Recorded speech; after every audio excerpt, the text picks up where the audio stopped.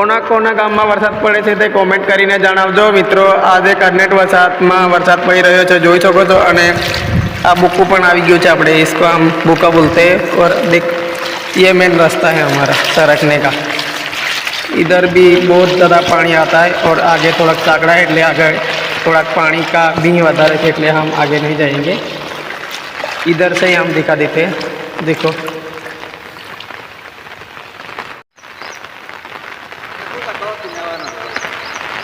बहुत नहीं आना रोले